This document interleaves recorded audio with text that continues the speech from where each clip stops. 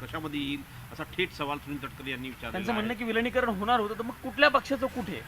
आणि तुम्ही NDA join करणार होते का? ही लोकशाही आहे, प्रत्येकाला बोलायचा अधिकार आहे आणि बऱ्याच लोकांना बऱ्याच गोष्टी माहिती आहे, पण अनेक वेळा लोकांना आवडत नाही मी हे बोललेलं. पण तुम्हाला सगळ्यांनाच माहिती आहे माझं पोट किती मोठं आहे आणि आज माझा भाऊच नाही राहिला हो. त्याच्यामुळे आता काय जुनं उगाच कुणाच्याबद्दल काय काढावं. माझ्या भावाचं आणि माझं जे काय बोलणं होतं ते दादाच्या आणि माझ्यामध्ये आहे आणि ते वास्तव आहे आणि रोहित ते पवार- बऱ्याच लोकांना ते माहिती आहे. बोलणं आता पुढं ताई चालू राहील म्हणजे पार्थ पवार बघूया आहेत ना किंवा अहो, वहिनी माझा आहेत. भाऊ जाऊन आता 15 दिवस पण नाही झाले.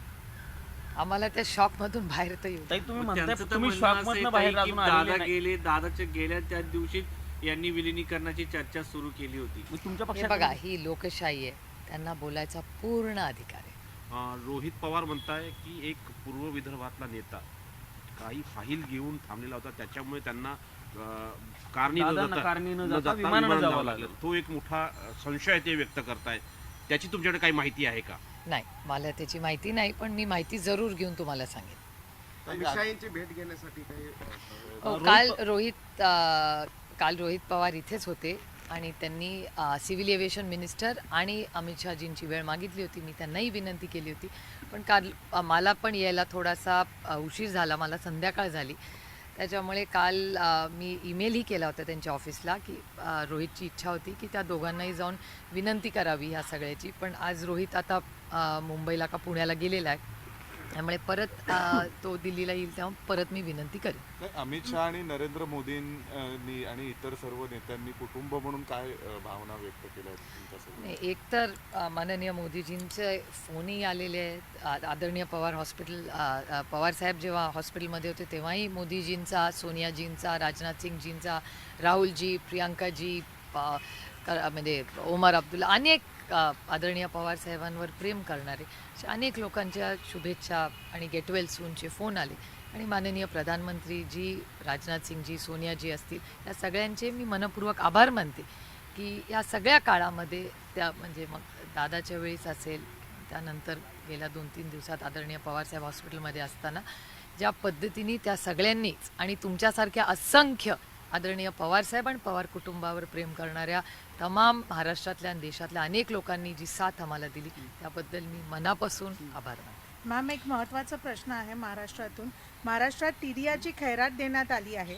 पिंपरी चिंचवडमध्ये 304 दिवसात 58 क्रोजला 213 क्रोज जे आहेत करण्यात आले आणि त्यात चंद्रशेखर बावनकुळे हे जे महाराष्ट्राचे मंत्री आहेत त्यांच्यावरती आरोप आहेत आणि त्यांचं कुठे ना कुठे इन्व्हॉल्वमेंट आहे. नाही, तशी काय परिस्थिती असेल तर जरूर मला माहिती द्या. मी माननीय मुख्यमंत्र्यांना नक्की त्याच्याकडून माहिती काढून माननीय मुख्यमंत्र्यांनाच आपण विनंती करू की काय बातमी आहे आणि माझा विश्वास आहे की पारदर्शकपणे माननीय मुख्यमंत्री याचं उत्तर देतील. ताई, रेवती ताईंच्या लग्नाची घोषणा इंस्टाग्राम पोस्ट करून आपण केलेली आहे. मुख्यमंत्र्यांनी मध्यस्थी केली अशी एक चर्चा आहे. नेमकं नाही, खरं तर गेले अनेक महिने ही चर्चा चालली होती. रेवती आणि सारंग हे गेले जवळपास वर्षभर एकमेकाला ओळखतात आणि माझं भाग्य आहे की माझे सगळेच भाऊ, म्हणजे मला 6 भाऊ आहेत, त्या 6ही भावांनी या नात्याला आशीर्वाद दिलेला आहे. त्यामुळे मी माझं भाग्य समते की दादा असतानाच हे लग्न ठरलं होतं. खरं तर दुर्दैव हे दादा आमच्यातून 28 तारखेलाच गेला, नाही तर ही अनाऊन्समेंट सगळी फॅमिलीच 30 तारखेला करणार होती. त्यामुळे एकाच गोष्टीचं मनापासून समाधान आहे की दादाच्या आशीर्वादानेच हे लग्न ठरलं. एक तो प्रश्न असे राजकीय तुम्ही बोलणं टाळताय, पण तुम्ही शेवटी एक कुटुंब देखील आहात आणि जेव्हा दादांसोबतच्या ज्या काही राजकीय चर्चा सुरू होत्या त्या स्वाभाविक कुटुंब म्हणूनही एकत्र येण्याबाबतच्या आणि अशा होत्या. मग आज तुम्हाला काहीच वाईट कसं वाटत नाही ज्यावेळी अशा प्रकारे जर थेट शब्द फिरवला गेला असेल? लोकशाही आहे, प्रत्येकाला बोलायचा अधिकार आहे आणि मी तुम्हाला आधीही म्हणले की आमची सगळी चर्चा ही दादाच बरोबर झाली होती आणि अनेक लोकांना ती माहिती होती. पण आता उणीधुणी कशाला काढायची? आता दादाच नाही राहिला तर आता कशाला? आणि आम्ही त्या दुःखातूनच असून बाहेरही पडलेलो नाही हो. त्याच्यामुळे हे सगळे विषय आता कुठे काढत बसायचे. आणि मला असं वाटतं की आज देशासमोरही म्हणजे एकीकडे आमचं फॅमिलीचं आम्हाला दुःख आणि दुसरीकडे राज्यासमोर, देशासमोर तुमच्याच चॅनलवरही तुम्ही सगळे रेग्युलर रिपोर्टिंग करतायत की राज्यात खूप आत्महत्या वाढलेल्या आहेत. ट्रेड डीलमध्ये पुढे नक्की काय परिस्थिती होणार आहे ह्याच्यात क्लॅरिटी नाही. काल आपण सगळ्यांनी जर निर्मलाजींचं भाषणही ऐकलं असेल, त्याच्यात सेस असेल, डेव्होल्युशन टॅक्स असेल, याच्यावर अनेक उलटसुलट गोष्टी येत आहेत. अनेक राज्यांची मतं वेगळी आहेत. 16 फायनान्स कमिशन सुरू होतं आहे. त्यामुळे खूप मोठी आव्हानं, जबाबदाऱ्या ही तुम्ही पत्रकार म्हणून आणि आम्ही लोकप्रतिनिधी म्हणून आपल्या सगळ्यांवरच आहे. आज योगायोगाने सकाळी DPDC झाली, त्याचा पुढे आता महाराष्ट्राच्या बजेटमध्ये काय होतं आहे, अनेक पेमेंट्स वेळेवर होत नाही आहेत. त्याच्यामुळे असे अनेक आर्थिक परिस्थिती आणि पुढे होणारे या नक्की ट्रेड डीलमधून भारताच्या पदरात काय पडणार आहे ह्याच्यात अजून क्लॅरिटी आली नाही. DPTC सरकार एक मध्ये- पियुष म्हणते गोयल यांनी DPTC पत्रकार मध्ये परिषद घेतली आणि discussion त्यांनी आणि म्हटले निर्णय काय शेतकऱ्यांचा कुठलंही नुकसान होणार नाही US ट्रेड डीलच्या माध्यमातून, आणि त्यांनी हे फायदाच म्हटलेलं होणार आहे आहे. आणि फायदाच होणार आहे. तुमच्याकडे काय माहिती आहे? नाही, मला असं वाटतं हे खूप अर्ली आहे. जर शेतकऱ्यांचं चांगलं झालं तर आपल्याला सगळ्यांना आनंदच वाटेल ना. जो आपल्या अन्नधान्य, आपल्या म्हणजे अन्नाला देव मानणारे आपण लोक आहेत, आणि तुमच्या आणि माझ्या भुकेचा प्रश्न सोडवणारा, काळ्या मातीशी इमान राखणारा जर शेतकरीला भलं होणार असेल तर अर्थातच आम्ही त्यांचं स्वागतच करू ना. पण आज वर्तमानपत्रात, चॅनल्समध्ये उलटसुलट बातम्या येत आहेत. त्यामुळे नक्की काय आहे तर आमची एवढीच विनंती आहे भारत सरकारला की पारदर्शकपणे जे काय खरं आहे ते त्यांनी सांगावं. DPTC मध्ये काय डिस्कशन झालं किंवा काय निर्णय घेतला? नाही, मी DPTCला 2-3च विनंती केली आहे. एक तर पार्लमेंट चालू असताना DPTC घेऊ नये, कारण का आम्हालाही यायला आवडतं DPTC सूचना, अनेक अनुभव. जलजीवन मिशनबद्दल अनेक चर्चा चाललेल्या आहेत. एक खूप महत्त्वाचा फ्लॅगशिप प्रोग्राम आहे. CR पाटलांनी अनेक ठिकाणी महाराष्ट्रात इन्क्वायरीही लावलेली आहे. त्याच्यामुळे जलजीवन मिशनबद्दल थोडंसं आम्ही सगळ्यांनी गांभीर्याने घ्यावं, आणि आम्हालाही आम्ही तिन्ही खासदार म्हणजे जे मंत्री आहेत योगायोगाने तेही असतील किंवा मी अमोलदादा असतील, तर असे जे केंद्र सरकारचे जे फ्लॅगशिप प्रोग्राम्स आहेत त्याची माहिती दिशा कमिटी वेळेवर घेऊन त्याच्यानंतर DPTC घेऊन आम्हाला दिले तर पार्लमेंटमध्ये आम्हाला या सगळ्याचा फॉलोअप घेता येईल. हा पहिला मुद्दा. आणि दुसरा की काल आपण सगळ्यांनी जर निर्मलाजींचं भाषण ऐकलं असेल तर त्याच्या AI वर खूप केंद्र सरकारने भर दिलेला असं त्या म्हणाल्या. तर एवढे करोडो रुपये दादा असतानाच 500 कोटी रुपयाचं एक मोठं प्रोजेक्ट कृषी विज्ञान केंद्राच्या माध्यमातून संपूर्ण महाराष्ट्रात शेतीवर, अलाइड बिझनेसेसवर आणि त्यानंतर ऊस असेल, हॉर्टिकल्चर असेल, ह्याच्यासाठी खूप नवीन प्रयोग करायचा निर्णय झाला होता. माननीय मुख्यमंत्र्यांनाही तो विषय माहिती आहे. दादा स्वतःही बोलले होते आणि याचा फॉलोअप दादा स्वतः करत होते. त्याच्यामुळे जर एवढे करोडो रुपये केंद्र सरकारही AI साठी देत आहे, नवीन इनोव्हेशनसाठी देत आहेत, तर या शेतीच्या हे जे इनोव्हेशन्स आहेत त्याच्यासाठी पुणे जिल्ह्यात हे उपक्रम चाललेले आहेत. आपण सगळे कृषकला आला होता. अतिशय यशस्वीपणे कृषक ही बारामतीच्या कृषी विज्ञान केंद्रात झालेलं आहे. त्यामुळे या अनुषंगाने दादांचं एक स्वप्न होतं की आपण हे सगळं केलं पाहिजे शेतीत पुढे.